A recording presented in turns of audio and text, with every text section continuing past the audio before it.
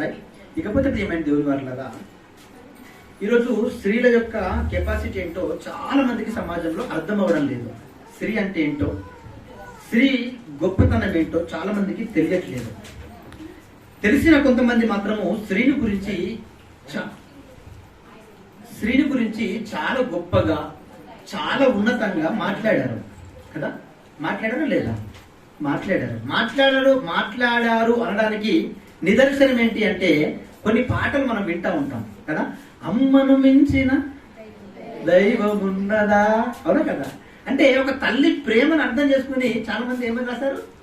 అమ్మ మీద రాశారు. ఇంకేం రాశారు? నాన్న గురించి కొన్ని పాటలు రాశారు కదా. ఇలా ఆలోచించుకుంటూ మీరు సమాజంలోనికి వెళ్ళగలిగితే మాతృమూర్తి అన్నారు. స్త్రీని ఏమన్నారు?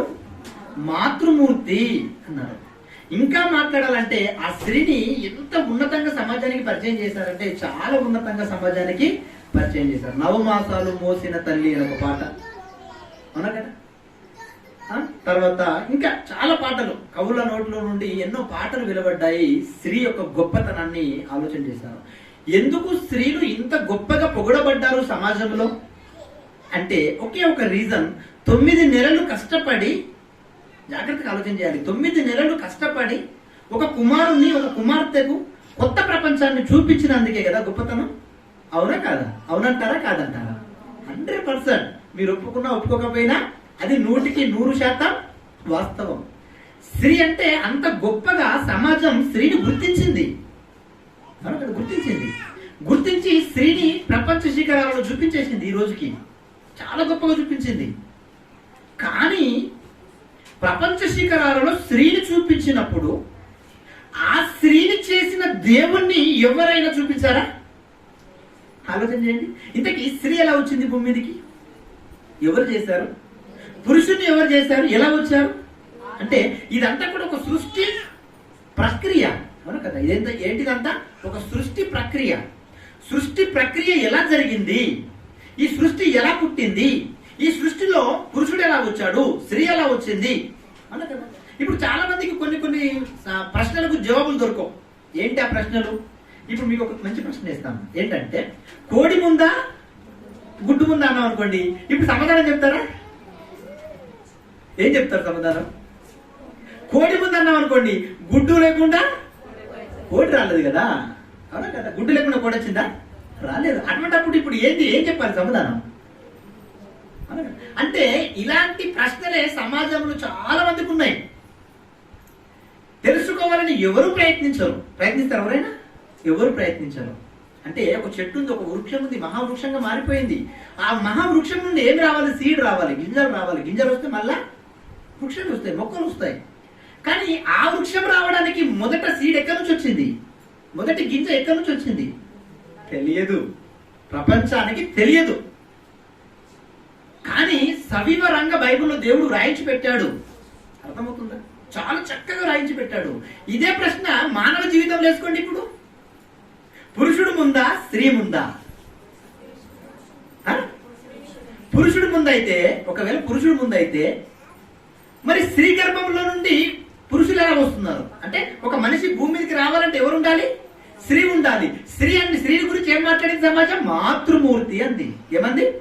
మాతృమూర్తి. మరి అటువంటిప్పుడు ఎలా పాసిబుల్ అయింది? అవునా కదా. అందుకే ప్రపంచానికి చాలా విషయాలు తెలియకపోవడం వల్ల ప్రపంచం ఏం చేసిందంటే తల్లిని గొప్ప చేసేసింది అని. మీరు తక్కువ అని నేను అనట్లేదు.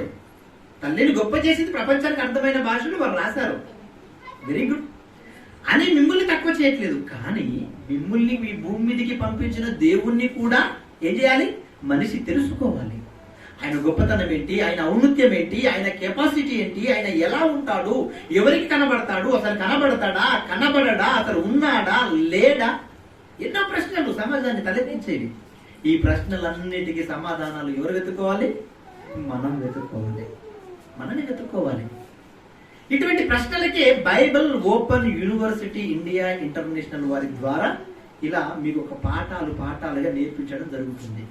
అందులో ఒక అద్భుతమైన పాఠం మీకోసం సిద్ధపాటు చేయబడిన పాఠం ఈ రోజు ఏంటి అంటే, ఇందాక మాట్లాడారు కదా, ఏంటి? గృహ పరిపాలన, స్త్రీ యొక్క కర్తవ్యమా? అర్థమవుతుందా? ఈరోజు చాలా మంది కుటుంబాలు ఎక్కడున్నాయో తెలుసా? ఎక్కడున్నాయి అనుకుంటున్నారు మీరు? ఎక్కడున్నాయి అనుకుంటున్నారు? ప్రభుత్వ కోట్ల మెట్ల దగ్గర ఉన్నాయి. మీరు నమ్మినా నమ్మకపోయినా ఎక్కడున్నాయి? ప్రభుత్వం యొక్క కోట్లు ఉన్నాయి కదా, ఆ కోట్ల మెట్ల దగ్గర ప్రయాసపడుతున్నాయి. మాకు న్యాయం చేయండి, మాకు న్యాయం చేయండి. ఏం కావాలి న్యాయం మీకు? చాలా మ్యారేజెస్ ఎలా జరిగాయి? లవ్ స్టోరీస్ అండి, లవ్ మ్యారేజెసే. లవ్ మ్యారేజెస్ చాలా జరిగాయి. ఈరోజు డైవర్స్ అవుతున్నటువంటి, డివోర్స్ తీసుకున్న వారిలో చరిత్రలో, ప్రపంచ చరిత్రలో మీరు ఒక రేషియో తీస్తే ఎవరి వివాహాలు ఎక్కువ వెళ్ళిపోతున్నారో తెలుసా? Love story, love marriages. Why? What? ఎందుకు? రీజన్ ఏంటి? ఎప్పుడైనా ఆలోచించారా? యవన బిడ్డలైన స్త్రీల మీరు జాగ్రత్తగా ఆలోచన చేయాలి. లవ్ అంటే ఏంటి అసలు? ప్రేమ అంటే ఏంటి? ప్రేమ అంటే ఏంటి? అసలు ప్రేమకు నిర్వచనం ఉందా? ఉందా నిర్వచనం? ఏంటి ప్రేమకు నిర్వచనం? ప్రేమకు నిర్వచనం ఏంటో తెలుసా? నీ ప్రాణమే పెట్టడం.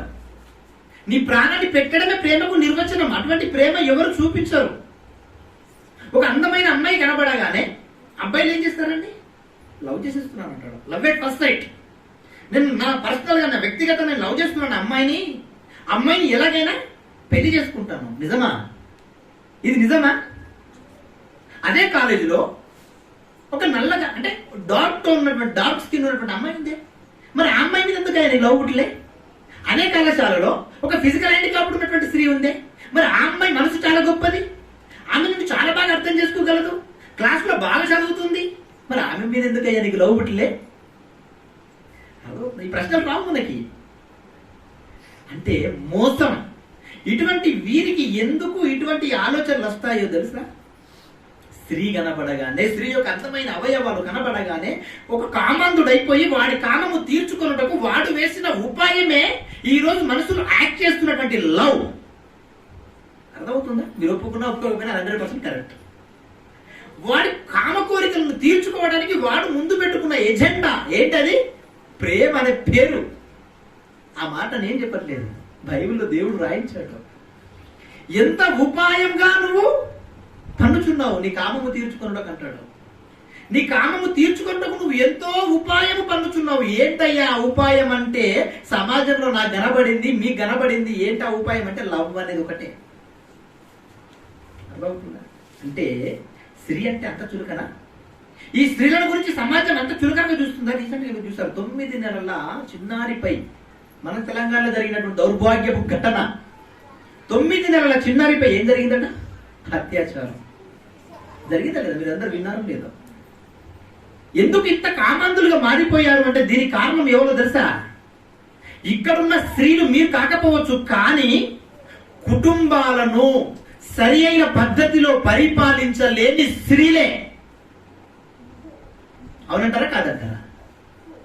అందుకే మీకు అద్భుతమైన పాఠాన్ని మీకు ముందు పెట్టాను. ఏంటి? గృహ పరిపాలన స్త్రీ కర్తవ్యం. అంటే స్త్రీద కర్తవ్యం. చాలా మంది అనుకుంటారు పురుషులు అనుకుంటారు. పురుషులు కాదు.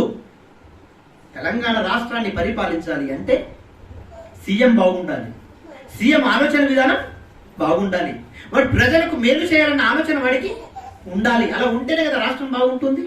వాడికి ఆలోచన లేకపోతే రాష్ట్రం బాగుంటుందా? బాగుండదు. అలాగే అటువంటి ఆలోచన విధానమే ఎవరిలో ఉండాలి? స్త్రీలో ఉండాలి. స్త్రీకి ఏమనిచ్చాడో తెలుసా? ఏమన్నాడు? ఆ మాట చదువుకుందాం ఒకసారి. తిమోతికి రాసిన మొదటి పత్రిక, ఒక్కసారి పరిశుద్ధ బైబిల్ గ్రంథంలో నుండి తిమోతికి రాసినటువంటి పత్రిక.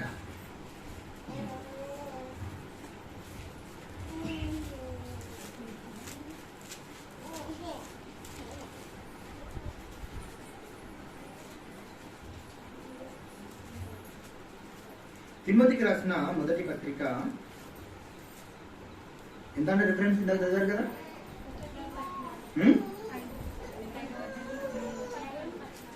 5వ అధ్యాయం 14వ వచనమా? Right, very good. చదవండి ఒకసారి.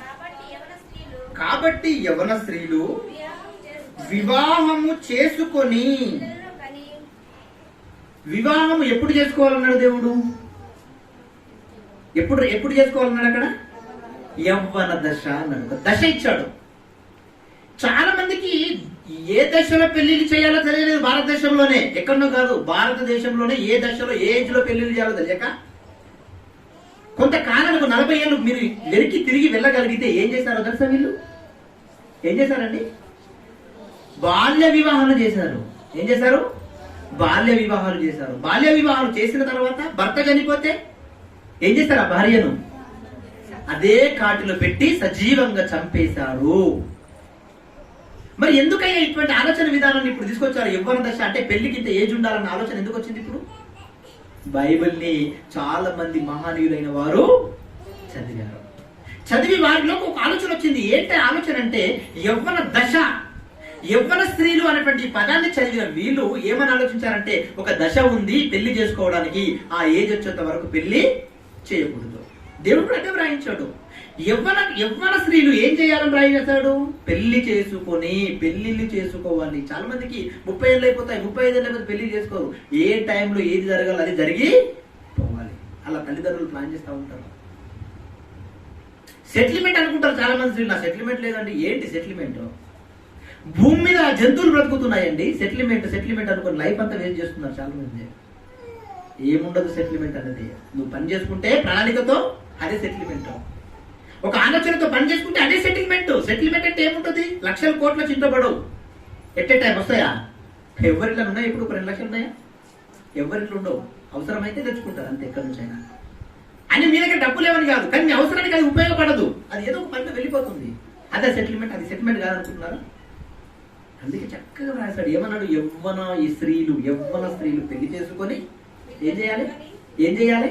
పిల్లలను కని రోడ్ల మీద వదిలేయండి అన్నాడా? పిల్లల్ని కని ఇష్టం వచ్చినట్టుగా వాళ్ళు బ్రతకనన్నాడా? పిల్లల్ని కని హాస్టల్లో వేసేయమన్నాడా? పిల్లల్ని కని కాలేజీలో పంపించేయమన్నాడా? పిల్లల్ని ఏం చేయాలి? పిల్లల్ని కని ఆ పిల్లలతో కూడినటువంటి విధానమే గృహం. గృహం అంటే ఏంటి?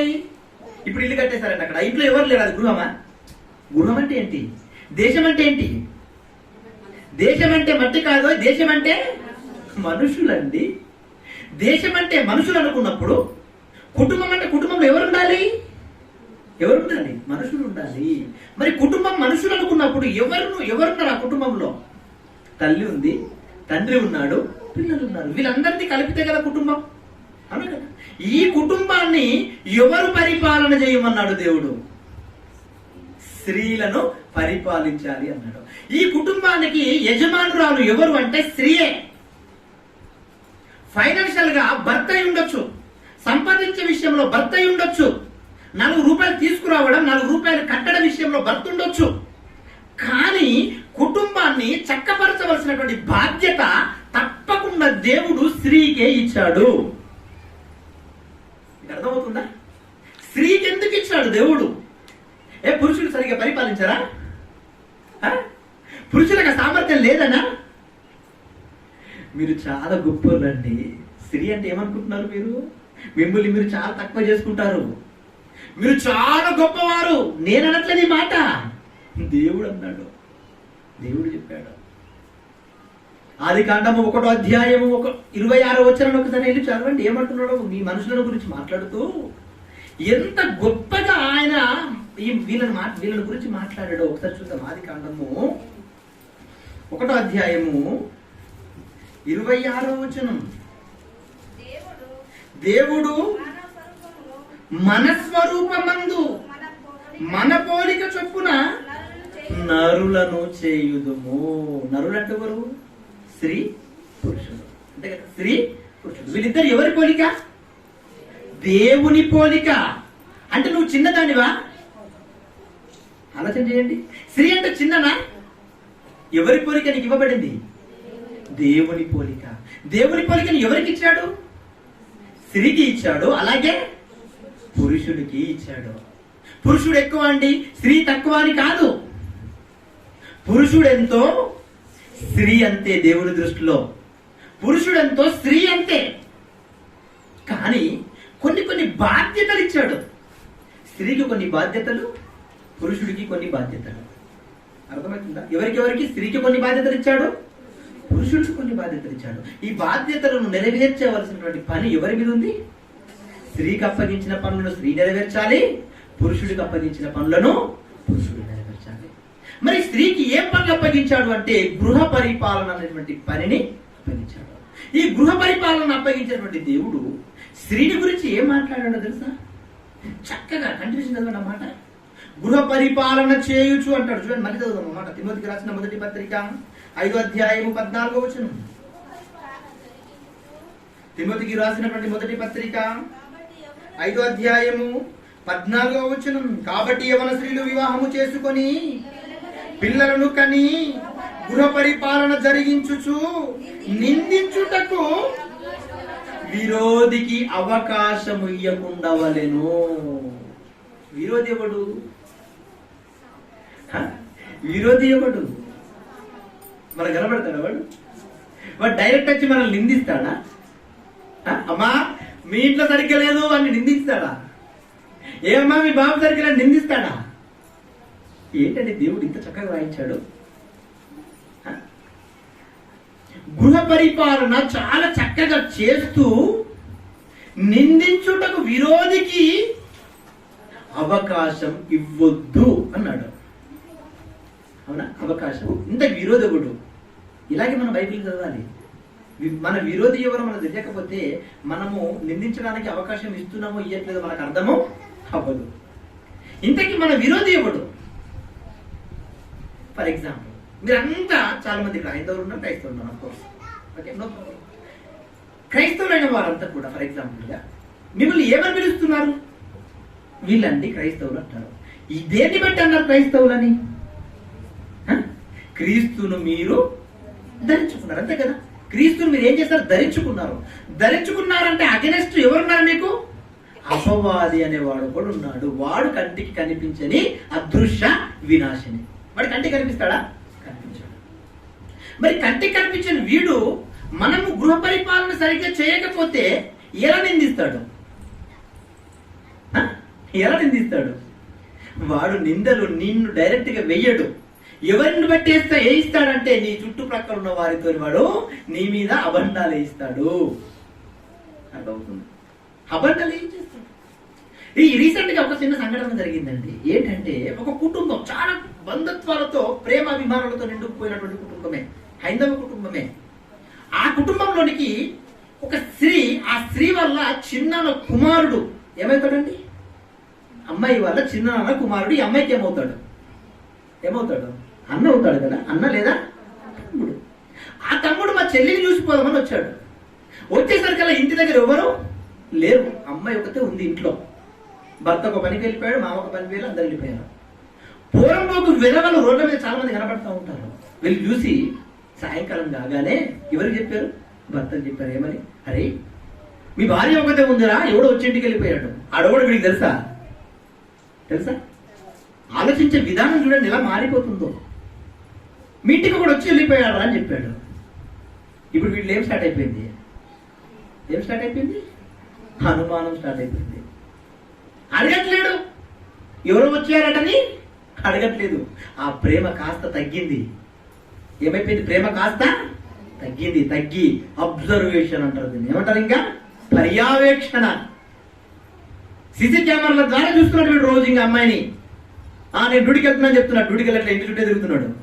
పాప అమ్మాయి పవిత్రురాలు, యథార్థవంతురాలు, కల్మషం లేకుండా నిన్ను ప్రేమిస్తుంది, నేను గౌరవిస్తుంది, నేను అభిమానిస్తుంది.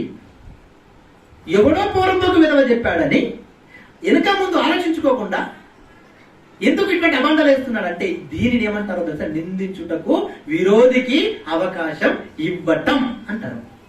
మీకు అర్థం కావాలని చెప్పాను. అపవాది వచ్చి మనల్ని విరోధి ఇప్పుడు చేశాడా? నిందించాడా? అంటే ఇలా ఆలోచించినప్పుడు ఈ స్త్రీ కూడా ఏం చేయాలి? చూస్తారు ఎవరో పిలవాలి, చూసిన వాడిని అనేక రానాలి. ఏమవుతుంది? అన్న మా అన్న వచ్చాడన్నా పరిచయం చేసుకో, మా అన్నని పరిచయం చేస్తున్నా. ఇది పరిపాలించే విధానం, ఒక పద్ధతి. చాలా మంది స్త్రీలలోనికి పురుషుడు రాగానే పురుషుడితో పాటు ఎదురుగా చేరేసుకుని కూర్చుంటారు. ఇది పద్ధత? నో. వెంటనే ఏం చేయాలి? ఇంట్లోకి వెళ్ళిపోవాలి. వాళ్ళిద్దరు కూర్చొని మాట్లాడుకుంటారు. పురుషుడు స్త్రీగా నీకేం పని అక్కడ? అంటే పరిపాలించే విధానంలో పొరపాట్లు, లొసుగులున్నాయి. అందుకే ఈరోజు ప్రపంచంలో ఉన్న కుటుంబాలన్నీ కూడా కోర్టుల దగ్గర వెయిట్ చేస్తున్నాయి. కుటుంబంలో పరిపాలనను కుటుంబంలో ఉన్నటువంటి స్త్రీకి అప్పగించిన తర్వాత ఈ స్త్రీ ఎలా పరిపాలించాలి కుటుంబాన్ని, ఎంత చక్కగా పరిపాలించాలి కుటుంబాన్ని, ఎంత ఉన్నతంగా పరిపాలించాలి కుటుంబాన్ని. కొంతమంది స్త్రీలు ఉంటారండి, సాయంకాలం ఏం వంట చేయాలో అని పొద్దు నుంచి కలవరపడుతుంటారు. తెలుసా? అవునా కదా? కలవరపడుతుంటారు సాయంత్రం ఏం వంట చేయాలి. అవునండి, రియల్ ఇది. మీరు నమ్ముతారు నమ్మరు? కలవరపడాలి. ఈజ్ ఇట్ ప్రణాళిక? ఇది ఒక పద్ధతితో కూడిన ప్రణాళిక. కొంతమంది స్త్రీలు ఉంటారు, ఏ ప్రిపరేషన్ ఉండదు.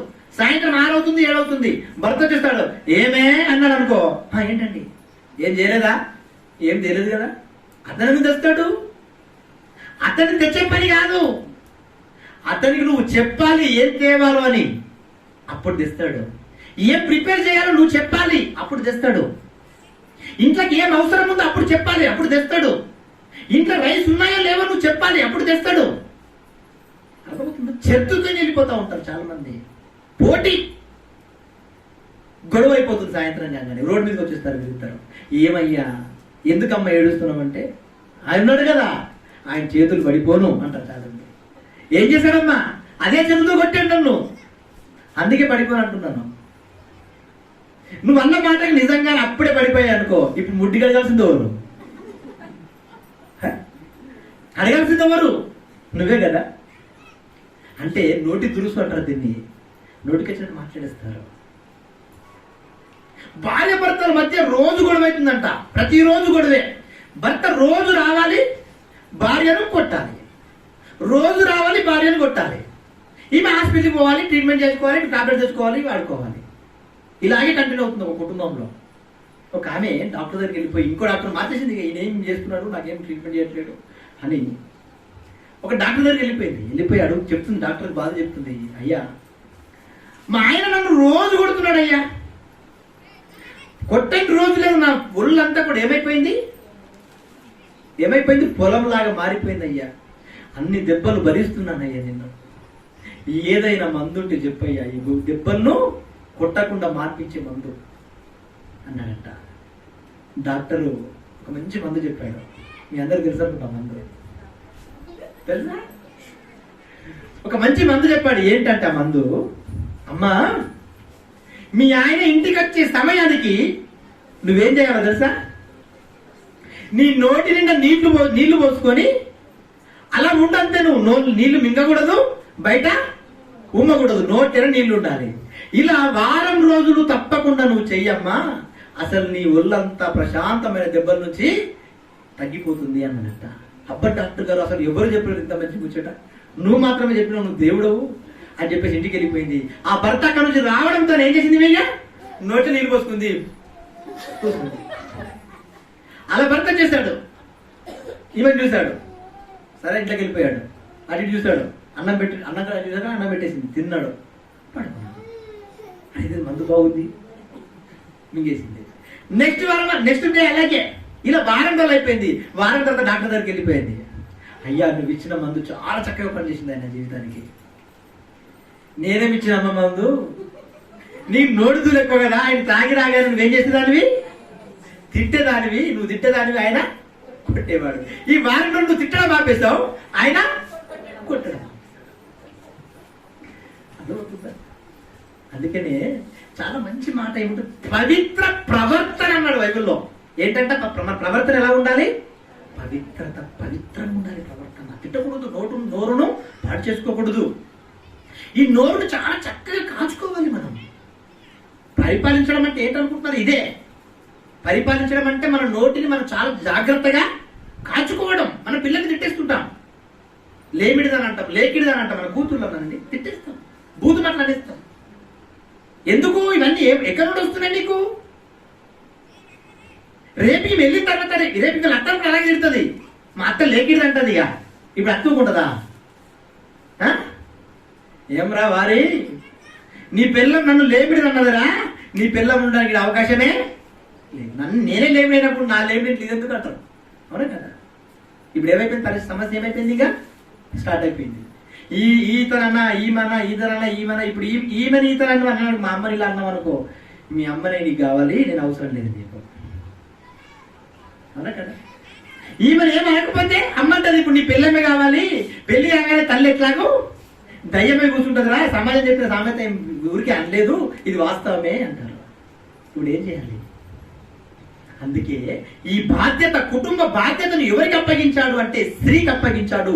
ఈ స్త్రీ ఎంత గొప్పదంటే చాలా గొప్పది. చాలా బ్రాండ్ గా ఆలోచన చేయాలి, చాలా గొప్పగా ఆలోచన చేయాలి.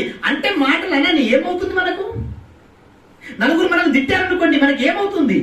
మన కిరీటమే మన కింద పడిపోతుంది. అసలు నీ కిరీటం అంటే, నీ కిరీటం ఏముంది ఇక్కడ? నీ కిరీటం ఎవరు? అసలు నీ భర్తే కదా. నీ భర్త తక్కువేం కాదు. నీ భర్త ఎప్పుడు నిన్ను గొప్పగానే చూస్తాడు.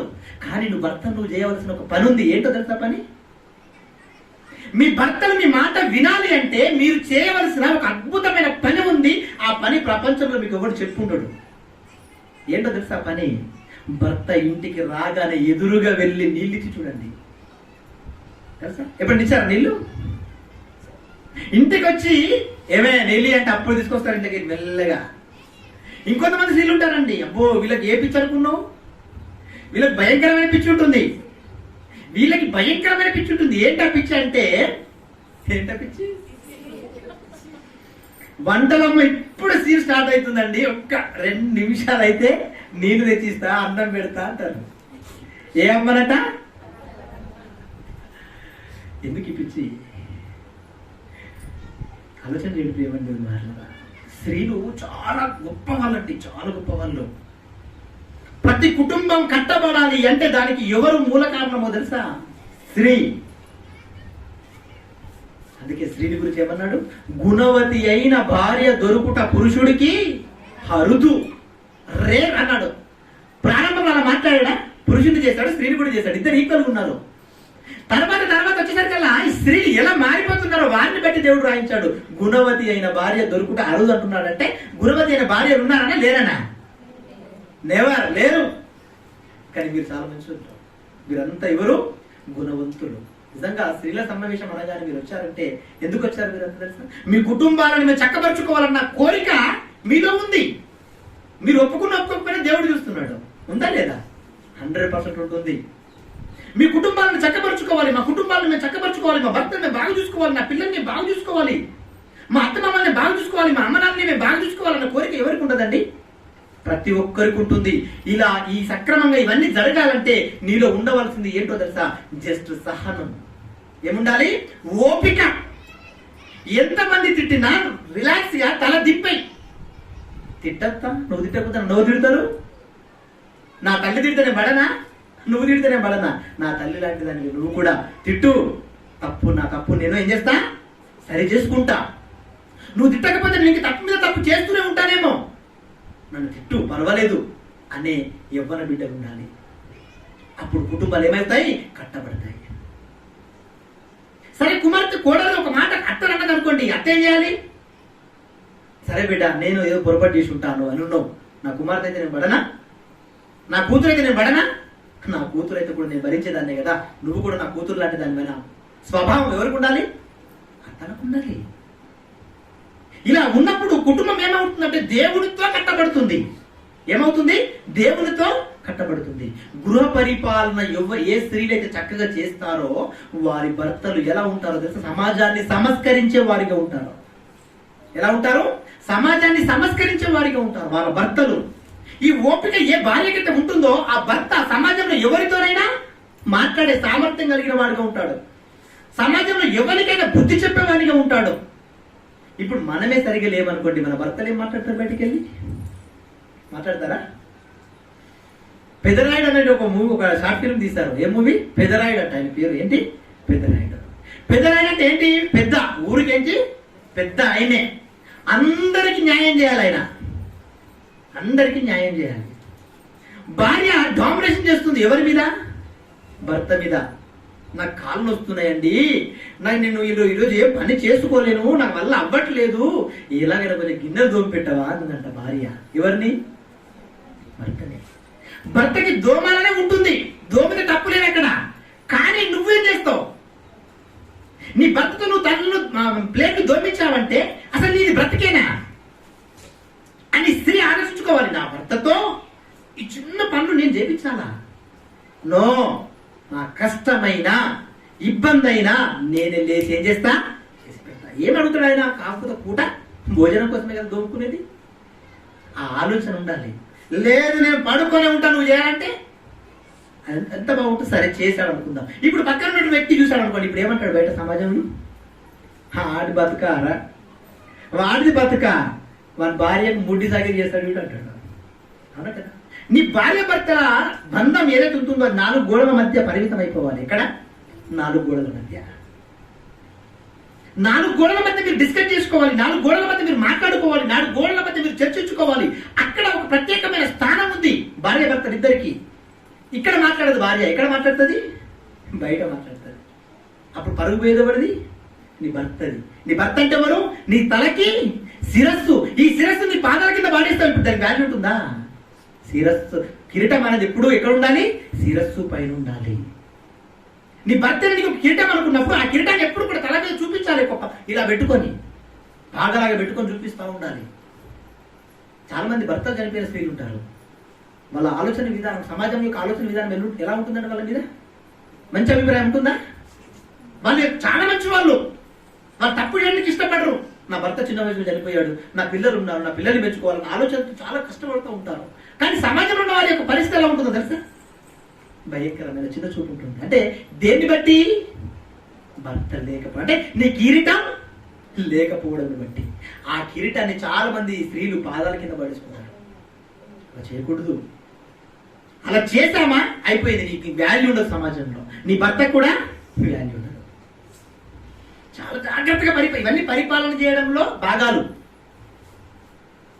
అర్థమవుతుందా? కొంతమంది బంధువులు వస్తారు. బంధువులు వచ్చినా మన దగ్గరికి ఎవరు వచ్చినా మొట్టమొదట గుణవతి అయిన స్త్రీ ఏం చేయాలండి? ఏం చేయాలి? ఏం చేయాలి? పలకరించి వెంటనే మంచినీళ్ళు అందించాలి. అర్థమవుతుందా? పలకరించి వెంటనే ఏం చేయాలి? మంచినీళ్ళు అందించాలి. పోయేదేముంది? నీళ్ళు ఇస్తే పోయేదేముంది చెప్పండి? ఇది పరిపాలనలో ఒక భాగం. నీ పిల్లలు తప్పు చేస్తారు, వెంటనే ఏం చేయాలి? వెంటనే పనిష్మెంట్ ఇవ్వాలి. అప్పుడు వాడు తప్పు చేయకుండా ఉండడానికి అవకాశం ఉంటుంది. ఫస్ట్ తప్పు చేసినప్పుడు మనం ఏం చేస్తామండి?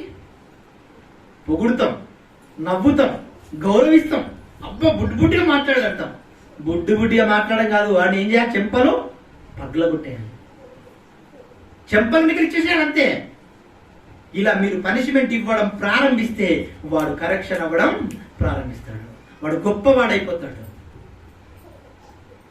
ఈరోజు చిన్నప్పటి నుండి స్త్రీలకు ఎటువంటి డ్రెస్సులు వేయాలో, ఎటువంటి డ్రెస్సులు వేసుకుంటే అందంగా ఉంటారన్న సంగతి తెలియక విచ్చని డ్రెస్సులు వేసుకున్న తల్లిదండ్రులు ఏం చేస్తున్నారు? వదిలేస్తున్నారు. ఇప్పుడు చున్నీ వేసుకోవడం మానేస్తారు స్త్రీలు. ఏం వేసుకోవట్లేదు వీళ్ళు? చున్నీలు. అసలు చున్నీ ఎందుకు వేసుకుంటారండి? స్త్రీకున్న అందమైన అవయవాలు సమాజంలో ఉన్న వారికి కనిపించకుండా కప్పుకుంటారు. ఇది రైట్ రా, అవునా కదా? ఇప్పుడు చున్నీ వెనక నుంచి వస్తున్నారు ఇట్లా. ఇదేంటి స్టైలు? ఇది ఎక్కడి నుంచి వచ్చింది స్టైలు? చాలా తప్పు చేస్తున్నారు పేరెంట్స్ చెప్తున్నారు. మరి ఏమా చున్నీ రివర్స్ చేసావు సరిగా అన్నాడా? సెట్ అయిపోవాలి బిడ్డ, వెనక చేసుకో బిడ్డ, బాగుంది అని తల్లులకు కోఆపరేట్ చేస్తారు ఈరోజు. తల్లులే ఇంత అందమైన నీ కూతురు అందమైన అవయవాలతో సమాజంలోనికి వెళ్ళి తిరుగుతుంటే సమాజంలో ఉన్నటువంటి క్రూర మృగాలు మరి వేటాడతాయి. వేటాడగానే ఇప్పుడు ఏం చేస్తారు వీళ్ళు? Justice, we want justice. ఎందుకు ఈ జస్టిస్? నీ ఇంట్లో నువ్వు సరి చేసుకొని ఉంటే ఈ పరిస్థితి వచ్చేదా? అంటే గృహ పరిపాలన చాలా చాలా ఇంపార్టెంట్ అన్నమాట. చాలా అవసరం ఈ సమాజానికి. చక్కగా బట్టలేయాలి, చక్కగా బుద్ధి చెప్పాలి. ఇంకేమన్నాడు దేవుడు? ప్రతిరోజు ఏం చేయాలి? నీ భర్తను కూర్చోబెట్టుకో, నీ పిల్లల్ని కూర్చోబెట్టుకో, నీ కుమారులను కూర్చోబెట్టుకో, ఒక పద్ధతిగా ప్రేమ్ చేసుకో, దేవుని దగ్గర ప్రాధేయపడు. తండ్రి ఈ సృష్టి నాకు ఇచ్చావు నాయన, ఆకాశం నాకు ఇచ్చావు, భూమిని నాకు ఇచ్చావు, గాలిని నాకు ఇచ్చావు, ఇంకా చెప్పాలంటే అమ్మని నాకు ఇచ్చావు, నాన్నని నాకు ఇచ్చావు, మామని ఇచ్చావు, అత్తమ్మని ఇచ్చావు, మరుదుల్ని ఇచ్చావు, బావల్ని ఇచ్చావు, తమ్ముళ్ళని ఇచ్చావు, చెల్లెల్ని ఇచ్చావు, కుమారులను కుమార్తెను. అబ్బా నాకున్న బంధం ఎంత గొప్ప బంధమో తెలుసా? ఇన్ని బంధాలు నాకు ఎందుకు ఇచ్చావో తెలుసా? వీళ్ళందరూ చూపుతున్న ప్రేమ ఎంత గొప్పదో నేను ఇది తెలుసుకోనైనా నిన్ను తెలుసుకోవడానికి నాకు ఇచ్చావు నాయనా అని ప్రార్థిస్తున్నావా? ఏ రోజైనా ప్రార్థించావు? ఆలోచించండి ప్రియమైన దేవుని వాళ్ళ, ఈ బంధాలను ఎందుకు కల్పించాలనుకుంటున్నారు? నీకు ఏ లోటు ఉండకూడదని. నీకేమైనా లోటు అయిందనుకోండి, తల్లి ఒప్పుకుంటుందా? తల్లి తన కుమార్తెను పెళ్లి చేసి వేరే ఊరికి ఇచ్చేస్తారు. ఇప్పుడు తన కుమార్తె ఇక్కడ ప్రమాదం వచ్చిందనుకోండి, ఇక్కడ నుండి తల్లి ఏం చేస్తుంది? పరిగెత్తుతుంది. ఎందుకు ఈమెలో ఎందుకు ఇంత ప్రేమ? ఎవరు పెట్టారు ఈమె అంత ప్రేమ? దేవుడు పెట్టాడు. అర్థమైన ప్రియమైన ఆలోచించండి. గృహ పరిపాలన చాలా చక్కగా చెయ్యాలి. మరి గృహ పరిపాలన చేయమన్నాడు కదా దేవుడు. గృహ పరిపాలనే చేస్తామంటే సరిపోతుందా? మరి గృహ పరిపాలన చేయమన్న దేవుడు ఇంకేం చేయమన్నాడు? ఇంకో పని కూడా చేయమన్నాడు. ఏంటా పని? దేవుని పనులు. ఏంటి? దేవుని పనులను కూడా దేవుడు చేయమన్నాడు. ఏంటి ఇంతకి దేవుని పనులు? దేవుడి పనులు చేసే విషయంలో పురుషులను దేవుడు మెచ్చుకున్నాడా? స్త్రీలను దేవుడు మెచ్చుకున్నాడా? చెప్పండి. పురుషులను దేవుడు మెచ్చుకున్నాడా? శబాష్ అని. స్త్రీలను మెచ్చుకున్నాడా? స్త్రీ ఎంత గొప్పదో మీ పరిశుద్ధ బైబిల్ గ్రంథంని తీసి చదవండి. ఆ మాట మీరు అండర్లైన్ చేసుకోండి. ఆ మాట మీ జీవితాలకు అభయాన్ని ఇస్తుంది. అంత అద్భుతమైనటువంటి మాట పరిశుద్ధ బైబిల్ గ్రంథంలో దేవుడు రాయించి పెట్టాడు. చూద్దాం ఒకసారి మాట చూడండి. కీర్తన గ్రంథం 68వ అధ్యాయము. కీర్తన గ్రంథము 68వ అధ్యాయము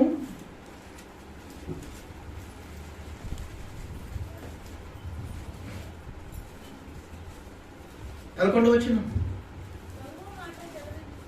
కీర్తన గ్రంథము 68వ అధ్యాయము 11వ వచనం. అందరు తీసారా? Very good. ప్రభువు మాట సెలవిచ్చుచున్నాడు. ఏమని? ఏం మాట సెలవిస్తున్నాడు? ప్రభువు ఒక మాటను సెలవిచ్చుచున్నాడు. ఏంటయ్యా మాట అంటే కింద రాశాడు చూడండి. దేవుని మాటలను ప్రకటించు స్త్రీలు గొప్ప సైన్యం. ఏంటన్న మాట అసలు? ఆ మాట చదువుతున్నప్పుడు నిజంగా నాకు చాలా గొప్పగా అనిపించిందండి. మీకెలా అనిపిస్తుందో తెలియదు కానీ స్త్రీలను దేవుడు ఎంత గొప్ప సైన్యంగా పోలుస్తున్నాడు చూడండి. దేవుని మాటలను ప్రకటించు స్త్రీలు గొప్ప సైన్యం. ఎంత గొప్ప సైన్యం మీరు ఆలోచన చేయండి. ఎందుకన్నాడు ఆ మాటను? గొప్ప సైన్యం అనే మాటను ఎందుకన్నాడు తెలుసా? పురుషుడు చేయలేని పనులను ఎవరు చేయగలరు? స్త్రీ మాత్రమే చేయగలదు. పురుషుడు చేయలేని ఎన్నో విషయాలను స్త్రీ చేయగలదు. ఈరోజు సమాజంలో ఉన్న చాలా మంది ఏం చేస్తారంటే ఒక సర్వే చేస్తారు. పురుషులు ఎక్కువ మాట్లాడతారా, స్త్రీలు ఎక్కువ మాట్లాడతారా అని ఒక సర్వే చేశారంట. ఆ సర్వేలో పురుషులు ఎంత మాట్లాడతారో తెలుసా? మీరు చెప్పండి. పురుషులు ఎక్కువ మాట్లాడతారా, స్త్రీలు ఎక్కువ మాట్లాడతారా? నిస్వార్థంగా ఒప్పుకోండి. ఎవరు ఎక్కువ మాట్లాడతారు? స్త్రీలా పురుషులా? మీరు చాలా మంచి వాళ్ళు, ఎందుకంటే ఒప్పుకున్నారు. స్త్రీలు ఎక్కువగా మాట్లాడతారు. నేను చెప్పింది అది సర్వే చెప్పింది. స్త్రీలు రోజుకి 33,000 పదాలను వాడతారంట. ఎంత? 33,000 మాటల్ని మాట్లాడితే పురుషులు 25,000 మాటల్ని మాట్లాడతారంట. అంటే స్త్రీలు ఎంత ఎక్కువ మాట్లాడుతున్నారు? పోనీ ఈ మాట్లాడే మాటలు దేని గురించి మాట్లాడుంటారు చెప్పండి? ఈ మాటలు దేని గురించి మాట్లాడుంటారు వీళ్ళు? పక్కింట్లో ఏం చేస్తున్నారు, ఎదురుట్లో ఏం జరుగుతుంది కదా, ఎరికిట్లో ఏం జరుగుతుంది, వాళ్ళ ఆయన పలానా ఆమెను కొట్టాడంట, మంచిగా కొట్టిండు, నేనుంటే ఇంకోటి కొట్టుకుంటుంటే, ఇవే కదా, ఇవే కదా, ఇవే ఇటువంటి మాటలే. ఇటువంటి మాటలు మాట్లాడవచ్చునా? ఇటువంటి మాటలు మాట్లాడకూడదు. ఈ మాటలు మాట్లాడే దానికి బదులు నీకు ముక్కునిచ్చి, నీకు నాలుకనిచ్చి, నీకు చెవులనిచ్చి, నీకు కళ్ళనిచ్చి, అందమైన ఈ శరీరాన్నిచ్చి, మంచి ఆలోచన విధానాన్ని ఇచ్చిన నీ కన్న తండ్రి అయిన దేవుని గురించి మాట్లాడి చూడు, ఎంత అద్భుతంగా ఉంటుంది. దేవుడు నాకు ముక్కు ఇచ్చాడు, అసలు ఆ ముక్కు ఎంత అద్భుతంగా పనిచేస్తుందో తెలుసా? అన్నవా ఎప్పుడైనా అన్నవా? మీ సిస్టర్కి చెప్పుకో, నువ్వు ఎవరితో అవసరం లేదు. మీ సిస్టర్తో చెప్పుకో, అక్క దేవుడు నాకు ఒక ముక్కు ఇచ్చాడు అక్క, ఆ ముక్కు ఎంత అద్భుతంగా పనిచేస్తుందో నీకు తెలుసా అని అడుగు అంటది. అవునా ఎట్లా అంటది. నువ్వు అబ్జర్వ్ చేసినావు చేయలేదు, కానీ నేను అబ్జర్వ్ చేసిన అక్క, కరోనా టైంలో ఆక్సిజన్ తీసుకోవడానికి ఈ ముఖ్యం సహకరించింది అక్క, ఈ ముక్కు లేకపోయి ఉంటే నా పరిస్థితి ఏమైపోతుంది అని చూడు. ఆలోచిస్తాడు, ఆలోచనలోనికి వెళ్ళిపోవాలి ప్రతివాడు. అక్కడ 2 చేతులు ఇచ్చాడక్క, ఈ చేతులతో మా ఆయనకి ఇష్టమైన వంటలన్నీ చేసి పెడుతున్నాను అక్క. దేవుడిచ్చిన చేతులు ఎంత చక్కగా ఉపయోగపడుతున్నాయో తెలుసా. ఈ చేతులను దేవుడిచ్చి ఇయ్యకపోయి ఉండుంటే ఆయన కోరికలు తీర్చేవాడినా. ఎంత గొప్పడక్క దేవుడు అని మాట్లాడు కదా, పోయేదేముంది. మాట్లాడతావు ఎప్పుడైనా? నేను ఇంత అందమైన అవయవాలతో దేవుడిని తయారు చేసి ఉండకపోతే మా భర్త నన్ను ఇష్టపడేవాడు అక్క. నన్ను మా భర్త ఇష్టపడ్డాడంటే దేవుడే నాకు ఈ అందమైన ఆకారాన్ని ఇచ్చాడు అని ఆలోచించు, మాట్లాడు. ఏమవుతుంది? ఇలా మాట్లాడతామని రాశాడు ఆ మాట. దేవుని గురించి మాట్లాడే స్త్రీలను ఏమన్నాడు దేవుడు? గొప్ప సైన్యం. ఎంత గొప్ప మాట అండి. స్త్రీలు చాలా మంది చరిత్రలో కూడా దేవుడి పనులు చేసిన వాళ్ళు ఉన్నారు. చాలా మంది స్త్రీలు దేవుడి పని చేస్తారు. ఎంత గొప్పగా చేస్తారో తెలుసా వాళ్ళు. మచ్చుకు ఒక రెండు రెఫరెన్స్ మీకు చూపిస్తాను. గొప్పగా పనిచేసిన స్త్రీలు, సైన్యం దేవుని కోసం ఎంత గొప్పగా పనిచేస్తారో పరిశుద్ధ బైబిల్ గ్రంథంలో వారి గురించి రాయబడింది. స్త్రీ గురించి మీరు అనుకుంటారు పురుషులది దేవుడి పని, స్త్రీలది వంట పని అనుకుంటారు. మీరు కూడా దేవుడి పని చేయాలి. దేవుడి పని చేయడం అంటే ఏంటి అనుకుంటున్నారు మీరు? దేవుని గురించి మాట్లాడటమే దేవుడి పని, దేవుడి గురించి పాడడమే దేవుడి పని, దేవుని మందిరంలో చీరలు వేయడమే దేవుడి పని, అనేకులను దేవుడి దగ్గరికి తీసుకొచ్చి మాటలు వినిపించడమే దేవుడి పని. నిజంగా 5వ బిడ్డలు వచ్చారు కొంతమంది. ఈ రోజు ఏమైనా తప్పుగా మాట్లాడిన మాట ఉన్నాయండి మీకోసం? ఇక్కడ మీ కుటుంబాల కోసం ఎంత చక్కటి వివరణ మీరు వింటున్నారు. ఇవే చెప్పబడతాయండి ఇక్కడ. చాలా మందికి తెలియక ఎన్నెన్నో మాటలు మాట్లాడుతూ ఉంటారు దీని మీద. ఇక్కడ ఏముండవు. కుటుంబం అంటే ఏంటి, కుటుంబంలో గొప్పతనం ఏంటి, దేవుడు ఏంటి, దేవుడి గొప్పతనం ఏంటి, అన్న ఎవరు, తమ్ముడు ఎవరు, ఈ బంధాలు ఏంటి, ఇవన్నీ చెప్పబడతాయి. ఇంత ఉన్నతమైన మాటలు దేవుని దగ్గర చెప్పబడతాయి. ఆలోచన చేయండి. చూద్దాం ఒకసారి చరిత్రలోకి వెళ్ళి ఒక అద్భుతమైన స్త్రీ దేవుడి కోసం ఏం చేసిందో ఒక్కసారి సందర్భాన్ని చూద్దాం. నిర్గమకాండము 15వ అధ్యాయము. నిర్గమకాండము 15వ అధ్యాయము 20వ వచనం. నిర్గమకాండము 15వ అధ్యాయము 20వ వచనం. మరియు అహరోను సహోదరియు. ఎవరి ఈమె? అహరోనుకు సహోదరి. అంటే ఎవరు? చెల్లె లేదా అక్క. ఎవరంట ఆమె? ప్రవక్తిని. ఎవరు? ప్రవక్తిని. అప్పుడు ఆ కాలంలో ప్రవక్తలు ఉండేవారు కదా, అలాగే ప్రవక్తిని కూడా ఉండేవారు. ప్రవక్తి నాకు మిరియాము ఏం చేసిందంట? తంబూరను చేత పట్టుకొనెను. స్త్రీలందరూ తంబూరలతోనూ నాట్యముతోనూ ఆమె వెంబడి వెళ్ళగా మిరియాము వారితో కలిసి ఇట్లు పల్లవి ఎత్తి పాడెను. ఏమని? యెహోవాకు గానము చేయుడి, ఆయన మిగులు అతిశయించి జయించెను. గుర్రమును దాని రౌతును సముద్రములో ఆయన పడద్రోసెను. అలా అంటే దేవుని గురించి ఎన్నో విషయాలు ఏం చేస్తుంది? గలమెత్తి పాడడం, చెప్పడం ప్రారంభించింది. చరిత్రలో ఒక స్త్రీ. ఎవరమే? మిరియా. మరి చరిత్రలో ఒక స్త్రీ దేవుని గురించి మాట్లాడినప్పుడు ఈ చరిత్రలో ఈ స్త్రీగా ఉన్న నీవు మాట్లాడకూడదా? చెప్పకూడదా? చెప్పి తీరాలి. అందుకే దేవుడిని అంత గొప్పగా పేరు పెట్టి పిలిచాడు. స్త్రీ అంటే ఒక గొప్ప సైన్యం. స్త్రీ అంటే సైన్యం. సైన్యం అని ఎవరికంటారు తెలుసా? 100 మంది ఉంటే సైన్యం అంటారు. కానీ 2-3 ఉన్న స్త్రీలనే దేవుడు సైన్యం అంటున్నాడంటే ఎంత నమ్మకం అండి ఆయన మీద, ఎంత నమ్మకం. మరొక సందర్భాన్ని చూద్దాం. న్యాయాధిపతుల గ్రంథము 4వ అధ్యాయము. న్యాయాధిపతుల గ్రంథము 4వ అధ్యాయము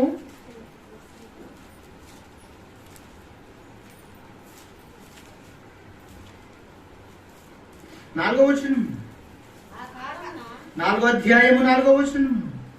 ఆ కాలమున లబ్బిదోతునకు భార్య అయిన దెబోరా అను ప్రవక్తి ఇజ్రాయేలీలకు న్యాయాధిపతినిగా ఉండెను. న్యాయాధిపతి అంటే ఏంటి?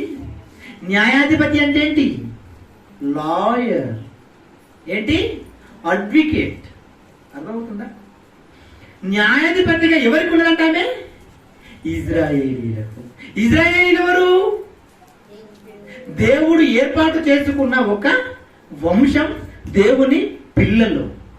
దేవుని పిల్లలకు దేవుడి పక్షాన న్యాయం చెప్పడానికి ఎవరున్నారు? పురుషుడా స్త్రీనా? స్త్రీ. స్త్రీ అండి. చరిత్ర చెప్తున్నాను మీకు. ఒక స్త్రీ దేవుని పిల్లలైన వారికి న్యాయము చెప్పడానికి జ్ఞాన వివేచనలు కలిగి దేవుని పక్షాన నిలబడింది ఒక స్త్రీ. మీరున్నారు దేవుని పక్షాన న్యాయం చేకూర్చడానికి స్త్రీగా? దేవుని మాటలు నేర్చుకొని సమాజంలో చెప్పడానికి మీరు రెడీగా ఉన్నారా? దేవుని మాటలు ఉన్నవి ఉన్నట్టుగా మీ కుటుంబాలకు చెప్పడానికి మీరు రెడీగా ఉన్నారా? మా అయ్యగారే చెప్పడానికి ఉన్నాడండి, మేమేది అనుకుంటారు మీరు? నో, నువ్వు కూడా తప్పకుండా చెప్పి తీరాలి. నువ్వు చెప్పాలని దేవుడు కోరుకున్నాడు. మీరు సర్వలోకంలోకి వెళ్ళి సర్వ సృష్టికి సువార్తను, పురుషులు సర్వలోకంలోకి వెళ్ళి సర్వ సృష్టికి సువార్తను ప్రకటించమన్నాడా? పురుషులకే ఒకవేళ చెప్పుంటే అక్కడ పురుషులు అని రాసేవాడు. ఏమన్నాడు అక్కడ? మీరు అనే పదాన్ని వాళ్ళు అందరూ ఎవరు ఉన్నారు? స్త్రీ లేరా? మీరు ఎలా సర్వలోకానికి వెళ్ళరు కదా. ఉన్న ఊళ్ళోనైనా మీరు చెప్పండి దేవుడి కోసం. మీరు మాట్లాడే మాటలు దేవుడి కోసం మాట్లాడండి. ఎంత అద్భుతంగా ఉంటుంది చెప్పండి. దేవుని పిల్లల పక్షమున న్యాయము చేకూర్చడానికి ఒక Deborah, female, one of the profit, ఒక ప్రవక్తిని ఎంత అద్భుతంగా చెప్పింది చూడండి. న్యాయం, న్యాయం అండి. మనమున్నాం ఈరోజు ఏం చేస్తాం తెలుసా? కోర్టులు మెట్లెక్తా మాకు న్యాయం చేయండి అని. వాళ్ళు న్యాయం చెప్పరు, న్యాయంగా అన్యాయంగా లాక్కుంటారు. చెప్తారా న్యాయం? ఎక్కడుందండి న్యాయం? న్యాయం దొరకదు సమాజంలో. న్యాయం అమ్ముడు పోయింది. నీకు న్యాయం కావాలంటే దేవుని మాటలను చాలా చక్కగా నేర్చుకొని గృహ పరిపాలన ఎలా చేయాలో నువ్వు నేర్చుకుంటే, ఆ గృహాన్ని నువ్వు చక్కగా పరిపాలిస్తే నీకు న్యాయము చెప్పవలసిన అవసరత ఎవరి దగ్గర నుంచి నీకు ఉండదు. ఏ కుటుంబానికైనా ఆపద వస్తే నువ్వే వెళ్ళి చెప్తావు. ఏమన్నా తెలుసా? అమ్మా, మీ కుటుంబంలో దేవుణ్ణి మీరు ఎరగకపోవటం వలన, దేవుని యొక్క ఔన్నత్యాన్ని తెలుసుకోకపోవటం వలన, కుటుంబాన్ని ఎలా పరిపాలించాలో మీకు తెలియకపోవటం వలన సమస్యల్లోకి మీరు వెళ్ళిపోతున్నారు. కుటుంబాన్ని పరిపాలించే మంచి లక్షణాలు మా దగ్గర చెప్పబడతాయి. నీ కుటుంబంతో తీసుకొని నువ్వు రా, మా దగ్గర మా పాస్టర్ గారు లేదా మా అన్నయ్య కౌన్సిలింగ్ ఇస్తాడు. అప్పుడు మీ కుటుంబం ఏం చేయబడుతుంది? కట్టబడుతుంది. కోర్టుకు వెళ్ళవలసిన అవసరత మీకు రాదని చెప్పి చూడండి. పోయేదేముంది? ఏం పోదు. కానీ చెప్పే ధైర్యం దేవుడి పక్షాన మనకు ఉండాలి. ఉందా? ఆలోచన చేయండి ప్రియమైన దేవుని వల్ల. ఇంకా మంచి సందర్భాన్ని మీకు చూపిస్తాను. ఇటువంటి ప్రవక్తలు ఇంకెంత మంచి ఉన్నారో చూద్దాం. లూకా సువార్త 2వ అధ్యాయము 34-36 వచనం. లూకా సువార్త 2వ అధ్యాయము, లూకా సువార్త 2వ అధ్యాయము 36వ వచనాన్ని ఒకసారి చూద్దాం.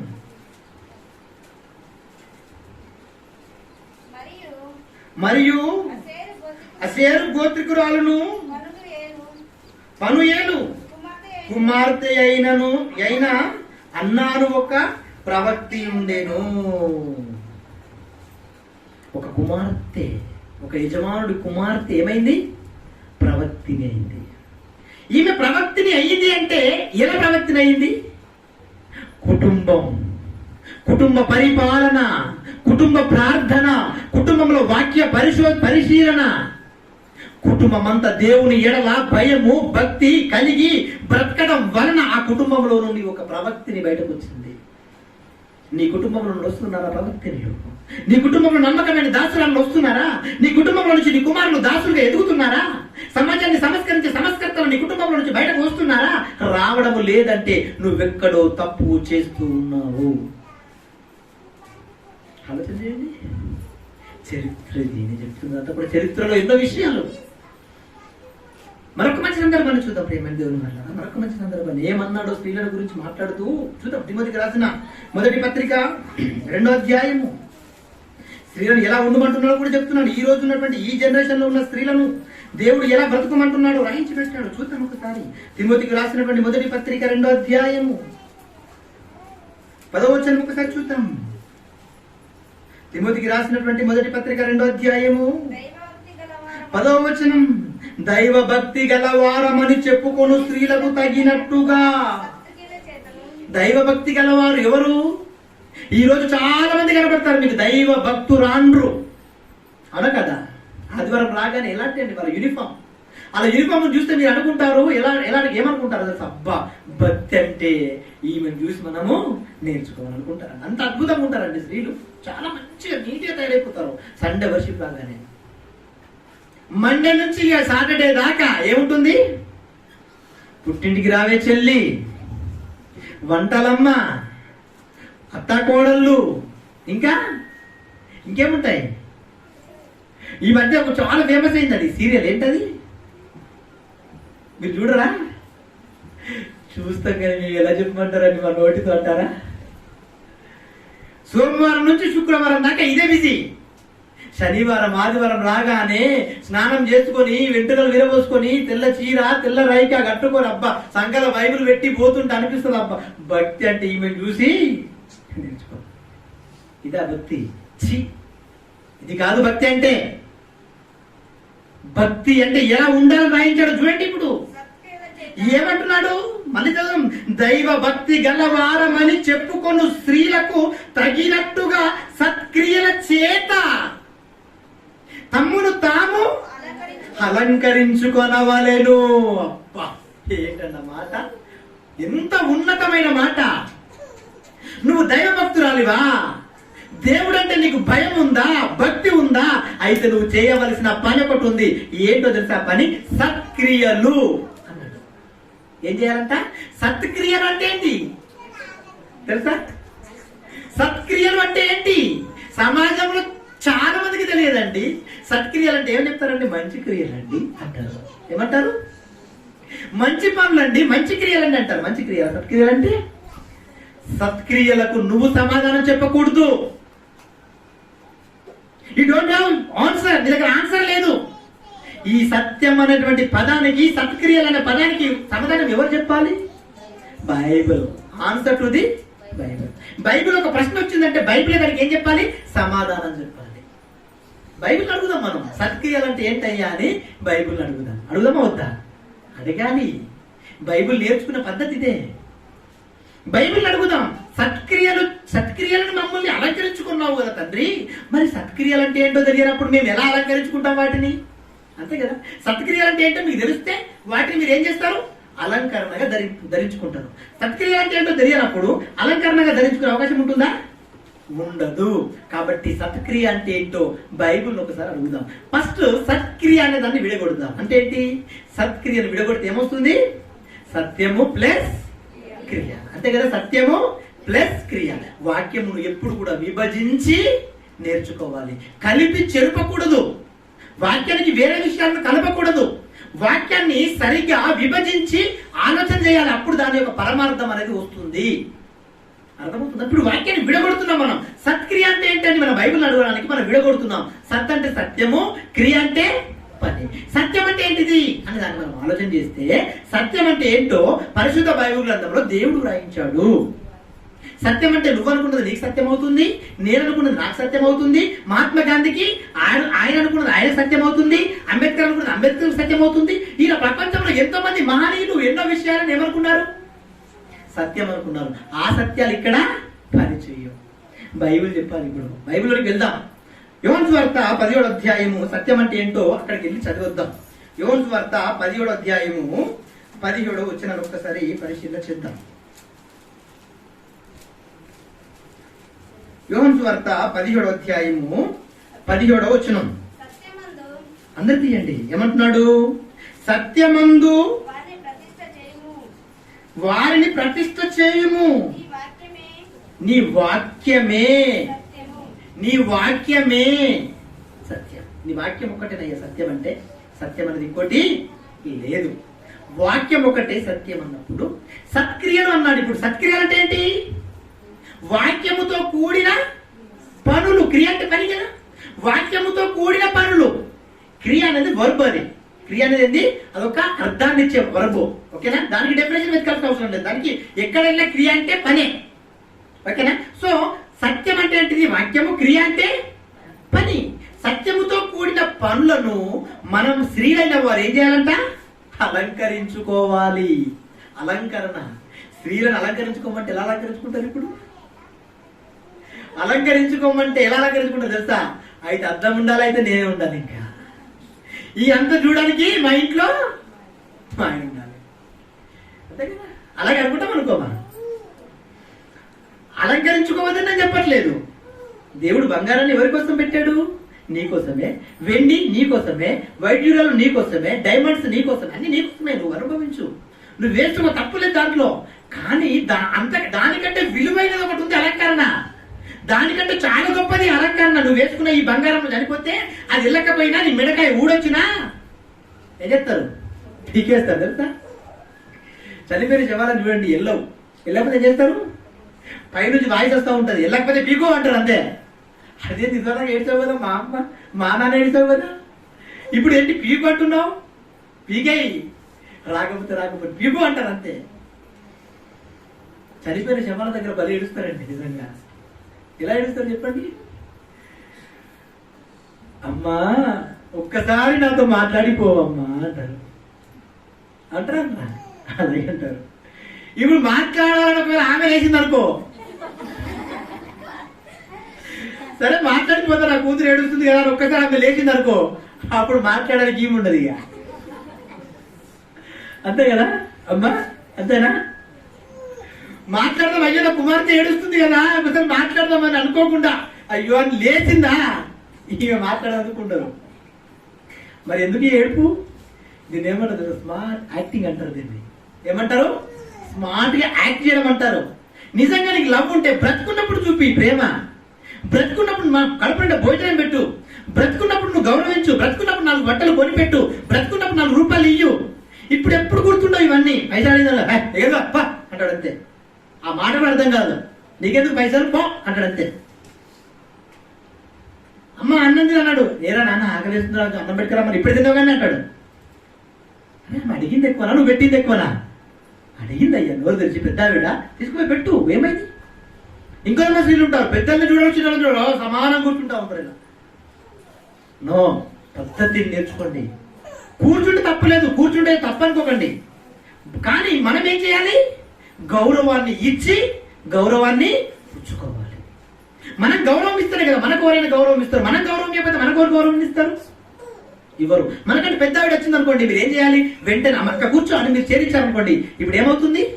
గౌరవం ఇచ్చిన వాళ్ళు అవుతారు. ఎప్పుడైనా అనుకోకుండా వాళ్ళ ఇంటికి వెళ్ళారనుకోండి, వాళ్ళ ఇంట్లో ఆమె పెద్ద ఆవిడైనా సరే, నువ్వు వెళ్ళే వెంటనే ఏం చేస్తుందామే?